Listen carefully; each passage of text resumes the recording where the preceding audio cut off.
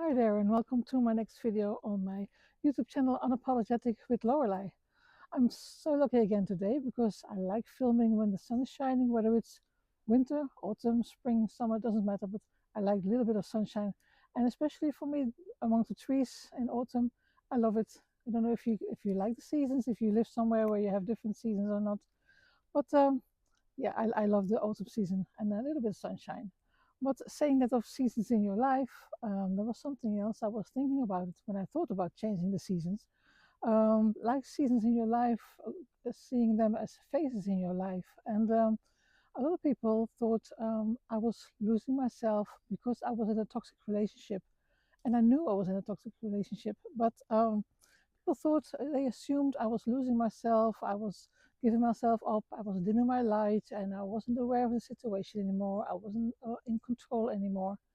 But but it's not true. It was none of that at all. And because I believe you can be in a toxic relationship for so long, of course, you cannot stay in that for your whole life. Well, I don't wish you that for you anyhow. But there is a way of dealing with that and without having to heal from it. And that's what I wanted to talk with you about today, here, standing here in the forest. I will flip my screen.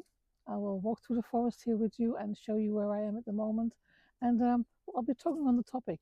So, how not to lose yourself in a toxic relationship and work your way out of it, that you don't have to heal from it, but just, just remain you.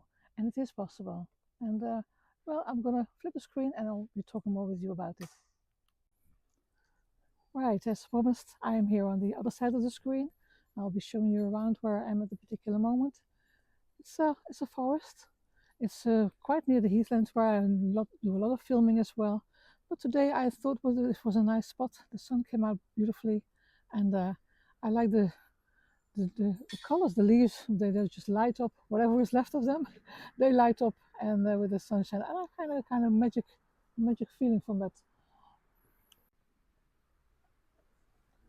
I don't know if you're a fan of nature like I am, but you probably are, because if you like my walk and talks, then you also like, of course, nature, because otherwise you wouldn't be watching this. Or if it's only for my words, of course, then you would.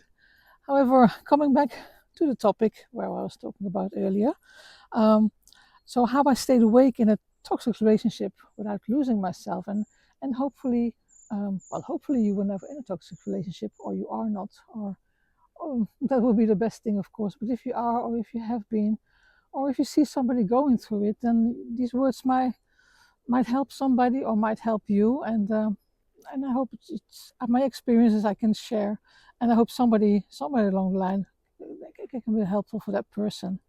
So as I said, for a long time, people around me, they assumed I had lost myself and that I must have fallen for the manipulation and that I must have dimmed my awareness, so to speak, to survive. Um, but I didn't, and it was very hard to explain it. And I don't think I ever did explain it, because you can't really explain that. And because I never felt for the manipulation, and I never once lost myself, not for a second, truly. And but what I did do was something much more quieter. And one of the reasons why I never try to convince other people, because you just can't. They would never see it that way because they can't feel it that way, because they're not in it.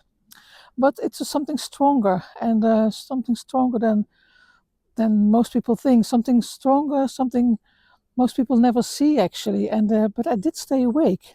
I did stay awake, absolutely, even inside this toxic relationship, um, even inside all the emotional fog, as you can call it, and the tension and the unpredictability of the whole thing, the whole situation.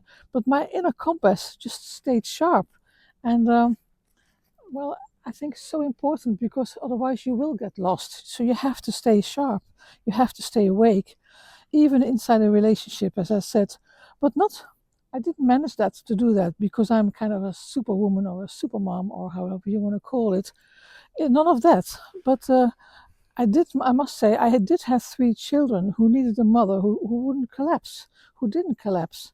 And so I learned to walk, yeah, as you can call it, on a very, very thin line for a long time. And I protected their innocence without lying to myself. And I stay kind of steady without becoming numb, because that's another thing. You can't become numb from it, and because then you will stay in it for the rest of your life, and that's not what it's meant to be. I mean, you're not born to be in a toxic relationship now, are you? So I did respond, but I didn't really react in those days, and I observed, but I didn't observe rather. Sorry, my English is a little bit. It's not my mother tongue. So once again, I would like to say, um, I observed without absorbing. Yes, that's the right thing to say. And yes, I left. I left finally. After years, I left intact. I must say, not untouched, but intact. And there's a difference, because being intact means you kept the core of who you are. I hope you understand that. And you keep your values, and you keep your clarity, and your intuition sharp, and your truth. Because people think that surviving from a toxic relationship is dramatic, and sometimes it does. But sometimes it can look like this, like I did, and like I went through it. It can look like this. Um, a woman, I'm talking about a woman in this case, of course, it can also happen to a man, but a woman who sees everything, hears everything, understands everything, and still chooses her moment with precision. That's what I did. And a woman who doesn't explode nor implode, but exists. And I think in a toxic relationship, you can be that woman who refuses to hand over your total identity to the chaos and to the stress you're in.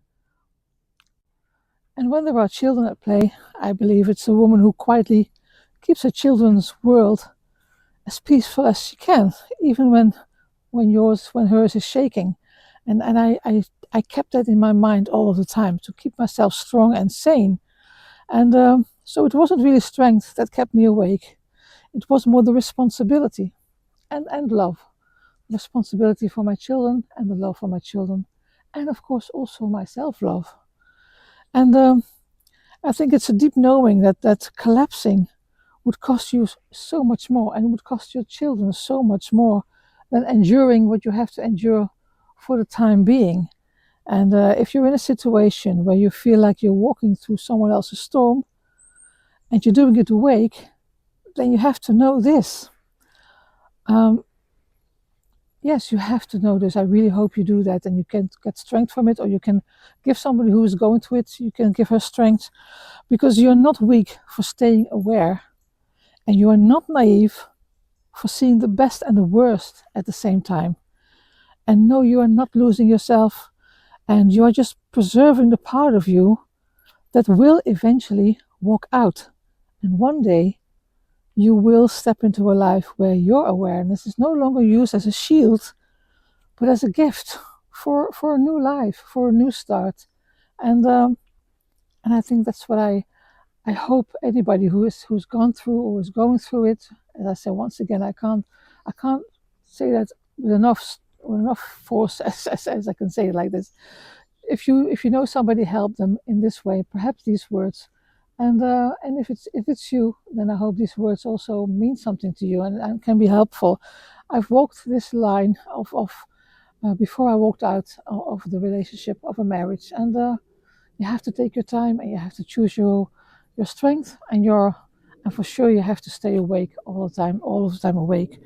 And that's a part of evolvement, and that's you have to own yourself always, I believe, and then you can become more and more the person you want to be, living the life you need to be, you want to have.